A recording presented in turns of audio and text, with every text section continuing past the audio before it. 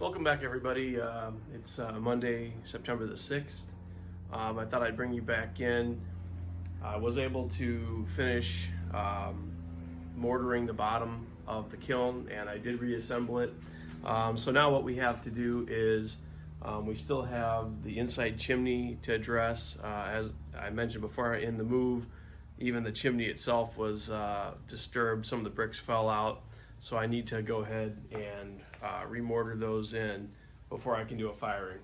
But I'll bring you back in and show you what we've done so far. Also, you can see over here, so the kiln is put back together, and it's now on its base with the casters, which is very nice for being able to move it around. So let's go ahead and bring you in and so you can see kind of what we got to do and why.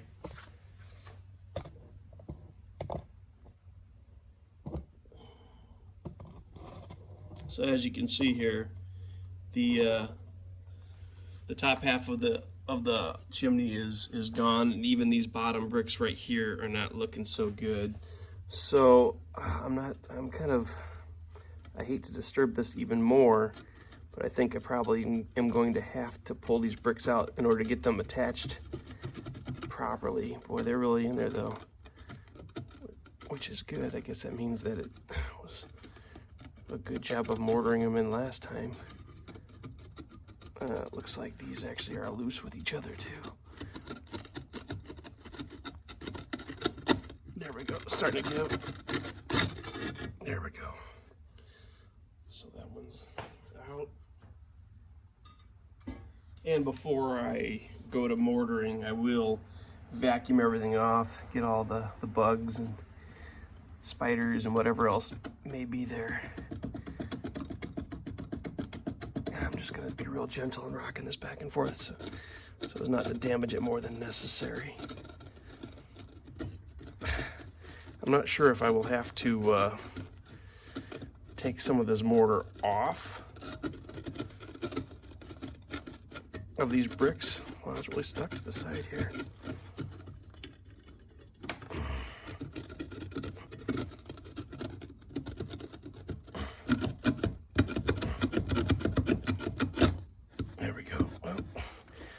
Oh, I see. What is probably in there is, there we go, yeah. Where I had mortared in this side, I had pushed mortar into the cavities left by the old heating elements, and so that was what was sticking it in there. I said I kind of hate pulling it. If these are still pretty solid, which it feels like they are, I'll probably just use them as they are.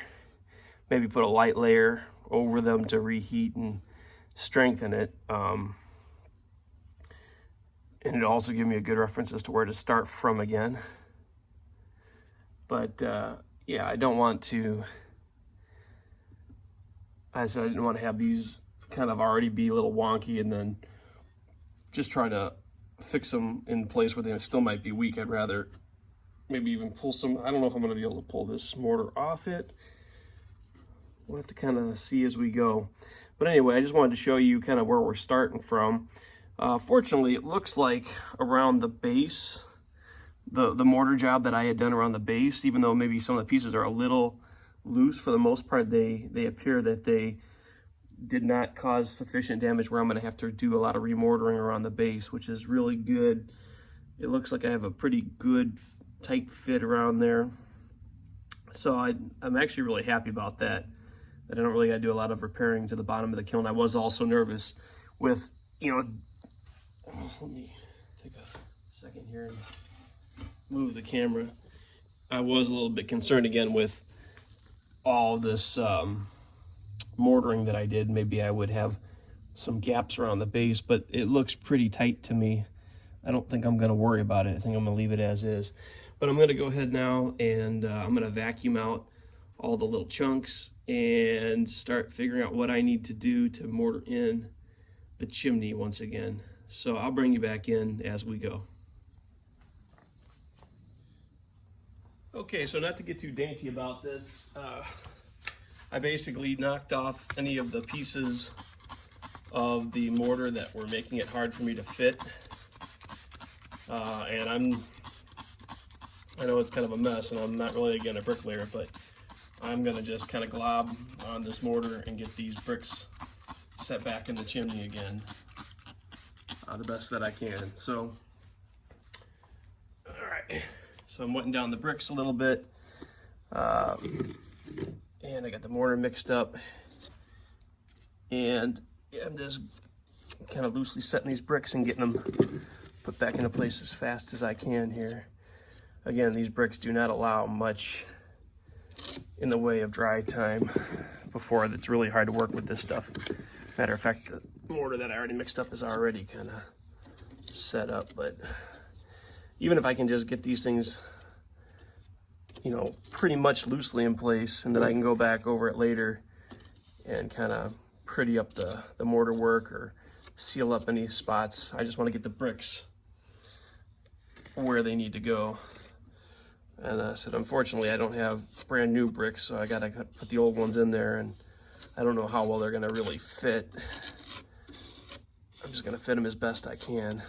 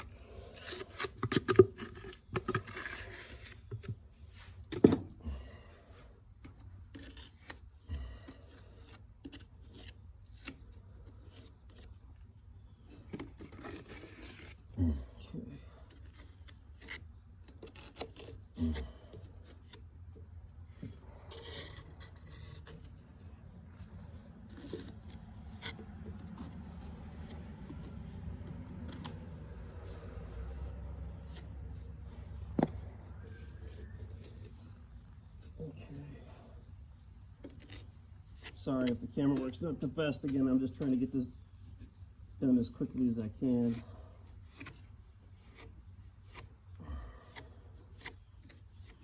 So once this dries and they're kind of more secured, I can kind of be a little more gentle with these and work on the prettiness. Although again, really, when it comes to kiln prettiness isn't all that important, just functionality. Instead of the prettiness for the clay. Alrighty then. So I'm pretty much done now with the cementing of the chimney back in. As I mentioned here on this top piece, I had a small piece of brick that before helped me get flush with the top of the kiln, but because of now having to re-cement the bricks in there, I've actually lengthened the overall height of the bricks, so that wasn't necessary. So I took a chisel and knocked that off. As you can see, I still have a little bit of a rough fit here. I'm going to go ahead and take some wax paper, as I did before when I was working on the kiln, and basically I'm going to take a bunch of the mortar and squish it along the top here, and then lay the wax paper over, and then go ahead and close the lid down on top of it, which should give me a nice perfect level across here to seal up the top of the chimney. So that will allow me to get a really good fit, and I won't be losing a lot of air moving up over the top of the chimney. It'll be forced down to the bottom of the chimney. So again, yeah, the reconstruction of the kiln is moving along. It was a little tricky figuring out how to get something propped up for the proper height here at the bottom of the chimney, but I was able to eventually kind of get a 2x4 and some bricks and some shelves and kind of figure out what the proper support height should be for the bottom of the the chimney flue. So yeah, we're pretty much just about there. I'll bring you back in when we go ahead and do the top bead of mortar on the top of the chimney. Okay, so we're at the final stage now of we're going to go ahead and do our little bit of mortar work right here along the top to make a nice seal against the top of the kiln here. So I've mixed up just a little bit more mortar, so let's just get to it. So I got a piece of wax paper, and what I'll end up doing here is I'll end up scraping the mortar across the edge here and then laying the wax paper across the top. I'll remove the light bar, we'll lower the lid, and that will smash the mortar down to the proper height, and then we can pull off the wax paper and we should have a pretty good seal. I'm not, again, I don't know if you remember from the last clip I did where I was working on the chimney of the kiln before, but mainly we're only really concerned with from like where my finger is here across the top over to this side. The back side, it doesn't really matter so much. When the draft is really going, it should naturally want to go out through the hole in the top, but even if some of it were to go out the back, that's not really critical, so long as that we're not actually losing the seal from up here over the top that way, because we want to force the heat to go back down to the bottom. All right, let me go ahead and get to this.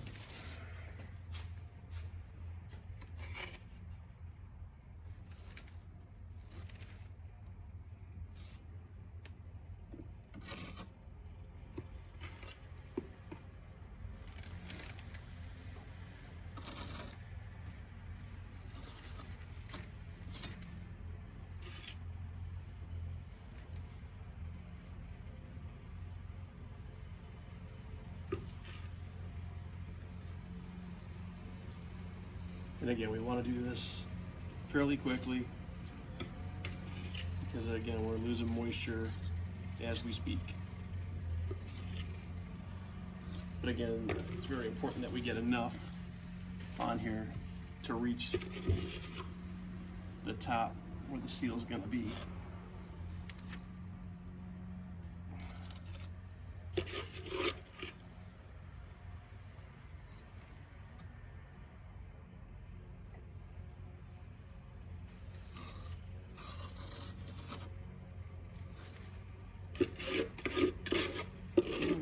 Hopefully I mixed up enough.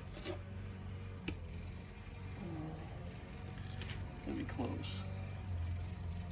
I might actually need to mix up a little bit more. Although I'm sure some of this off the back really is a little bit of excess.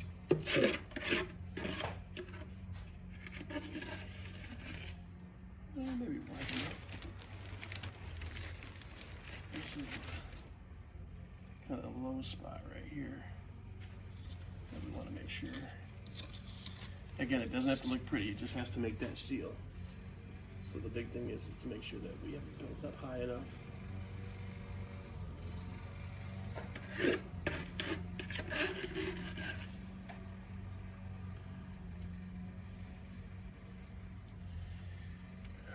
Alright, hopefully that is high enough. If not, I may have to go do a little bit more. But now we'll go ahead and we'll lay the wax paper across the top here, nice and flat. And now I'm going to have to pull the light out of here and move the camera so that we can close the lid. So let's go ahead and do that.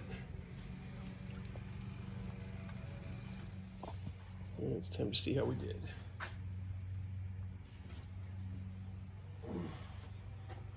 And it looks like we're still gonna have to mix up a little bit more because we got some low spots here.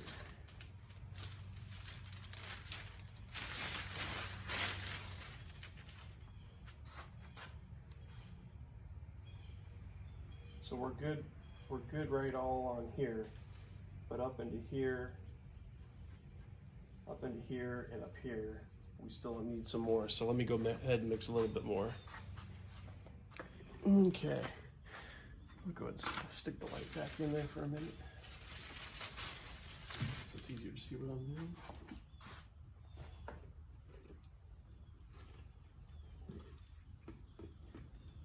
I said the nice thing is that now I can kind of see where the low spots were at, where I've got to add some to.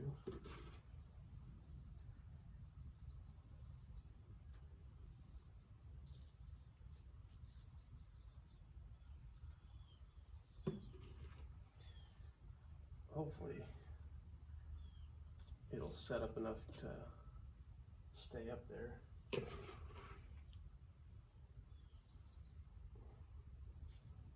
kind of build up a little higher than what I would like to be building it up there.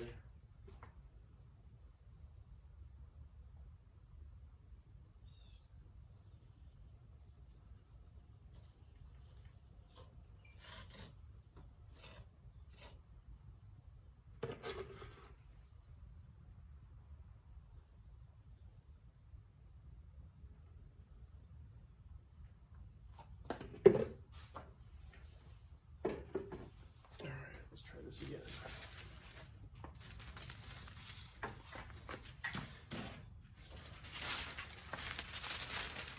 The nice thing about the wax paper is that it won't stick to the mortar too much.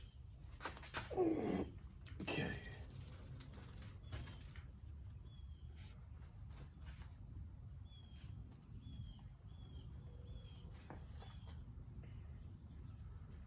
Okay.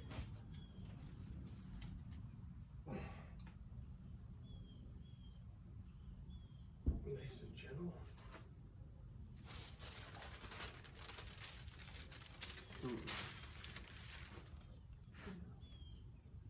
Wasn't terrible, but you know what? It's a little bit of a wet mixture.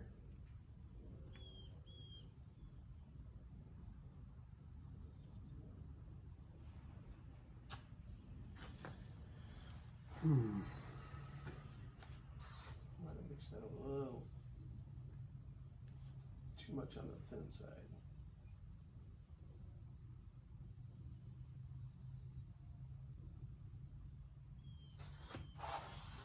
I think probably the ticket here. Scrape a little bit here. I think the ticket here may be to go ahead and leave that lid down while the water kind of absorbs and it dries.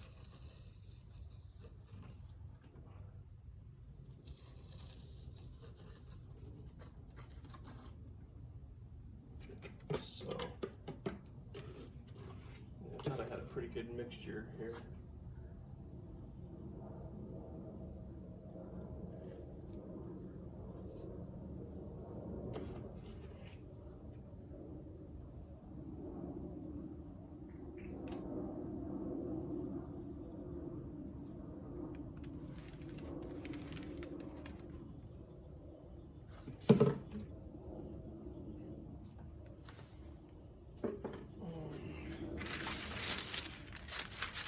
Again.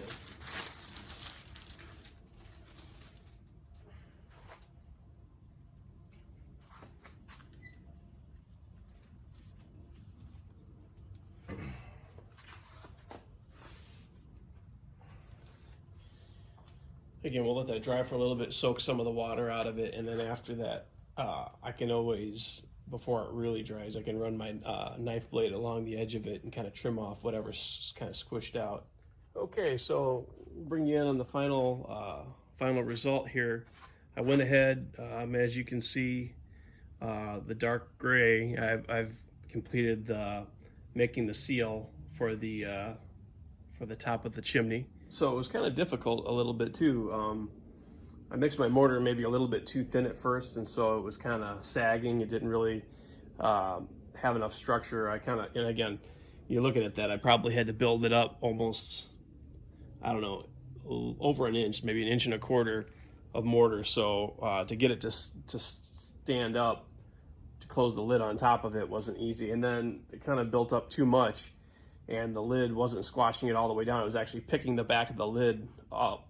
So I wasn't making a good seal. So in the end, what I ended up doing was I ended up taking my long level here and using it like a flat edge across the top of the kiln and dragging it until I could get it pretty smooth.